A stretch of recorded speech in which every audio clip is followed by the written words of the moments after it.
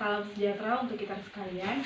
Perkenalkan, nama saya Elma Novita Indonesiani dari Prodi S1 Administrasi Rumah Sakit. Di sini saya akan membuat video tentang konsep dasar akuntansi. Materi yang saya ambil adalah tentang konsep dasar akuntansi. Pada konsep dasar akuntansi ini, kita akan mempelajari beberapa hal dasar mengenai akuntansi. Yang pertama, sejarah akuntansi dan sistem tata buku berpasangan. Yang kedua, pengertian akuntansi. Yang ketiga, kegunaan informasi akuntansi. Yang keempat, proses akuntansi. Yang kelima, pengguna akuntansi. Keenam, macam-macam akuntansi. Dan yang ketujuh, jenis profesi akuntansi. Kita masuk pada materi yang pertama, yaitu sejarah akuntansi. Tahu nggak sih siapa Bapak Akuntansi dan bagaimana sejarah akuntansi? Jadi, Bapak Akuntansi ialah Luca Pacioli, yaitu seorang rahib sekaligus ahli matematika dari Ordo Fransiskan Italia.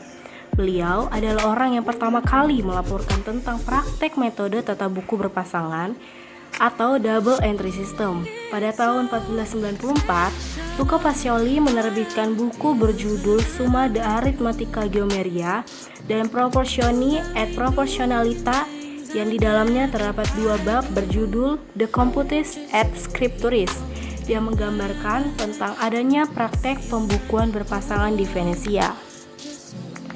Posisi Pacioli sebagai pengajar di berbagai universitas di Perugia, Naples, Pisa, dan Florence membuat temuannya ini cepat diakui dan menyebar di Italia dan di sekitarnya. Kedudukan Pacioli yang cukup menonjol di antara para ilmuwan pada zamannya sangat membantu tersebarnya temuannya ini. Di samping itu, pedagang Venesia memiliki pengaruh yang sangat kuat terhadap berkembangnya sistem tata buku berpasangan di Eropa. Selanjutnya, apa saja yang dimaksud dengan akuntansi? Pengertian akuntansi adalah sistem informasi yang menghasilkan informasi keuangan kepada pihak-pihak yang berkepentingan mengenai aktivitas ekonomi dan kondisi suatu perusahaan. Berikutnya, apa saja kegunaan informasi akuntansi? Pada kegunaan informasi akuntansi ini, ada dua pemakai informasi akuntansi. Yang pertama, eksternal perusahaan, yang kedua, internal perusahaan. Pada eksternal perusahaan itu ada pemerintah, pemegang saham, calon investor, supplier, dan kreditor.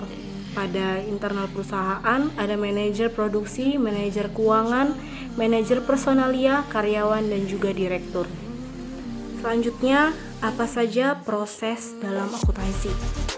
Proses akuntansi ini ada tiga. Yang pertama, pencatatan, yaitu mencatat, mengklasifikasikan, dan membuat ikhtisar. Yang kedua adalah komunikasi, yaitu menyiapkan laporan-laporan akuntansi. Yang ketiga, menganalisis dan menginterpretasikan laporan bagi para pengguna. Berikutnya, siapa saja yang menjadi pengguna akuntansi? Jadi pengguna akuntansi atau pengguna informasi keuangan ini ada beberapa, yaitu kreditor, pemerintah, calon investor, pemasok, pemegang saham atau pemilik perusahaan, manajer produksi, manajer pemasaran, dan berbagai pihak internal lainnya.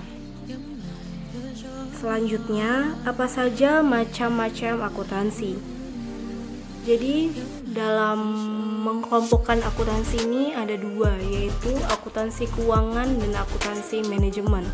Pada akuntansi keuangan ini sendiri, sistem akuntansinya pada pemakai informasinya itu adalah pihak eksternal pada organisasi perusahaan, seperti kreditor, pemegang saham, pemerintah, dan investor. Namun pada akuntansi manajemen, sistem akuntansi yang pemakai informasinya itu adalah pihak internal organisasi perusahaan, seperti manajer produksi, manajer keuangan, manajer pemasaran, dan sebagainya. Akuntansi manajemen juga berguna sebagai alat bantu pengambilan keputusan manajemen. Dan yang terakhir adalah apa saja profesi akuntan. Jadi profesi akuntan ini ada 4, yaitu yang pertama akuntan perusahaan. Akuntan perusahaan adalah akuntan yang bekerja untuk internal atau perusahaan dan bertugas menyiapkan informasi keuangan perusahaan di mana mereka bekerja. Yang kedua, akuntan publik adalah akuntan yang memiliki posisi independen dan bekerja untuk berbagai pihak yang membutuhkan jasa mereka dalam memeriksa dan menilai kewajaran laporan keuangan suatu perusahaan. Yang ketiga ada akuntan pemerintah, adalah akuntan yang bekerja untuk kepentingan pemerintah dan berfungsi mengamankan berbagai kepentingan pemerintah. Yang keempat adalah akuntan pendidik, yaitu akuntan yang mengabdikan dirinya di dalam suatu institusi tertentu yang bertugas mempersiapkan, membimbing, dan melatih naradidik untuk menjadi akuntan profesional. Semoga videonya dapat bermanfaat. Happy watching, selamat belajar, dan terima kasih. Bye-bye.